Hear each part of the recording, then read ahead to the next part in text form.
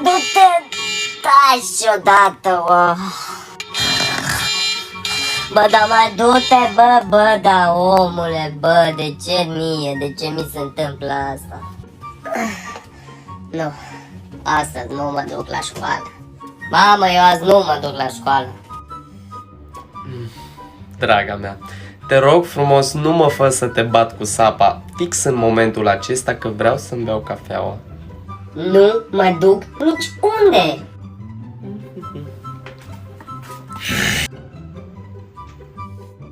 Hai mai repede. Acum. Hai mai repede. Dacă nu-ți termini școala, regretă-mă ta. Și zic asta pentru că nu știu cine va fi viitoarea ta mamă, că eu te dau la orfelinat. Să ai o zi bună, dragă.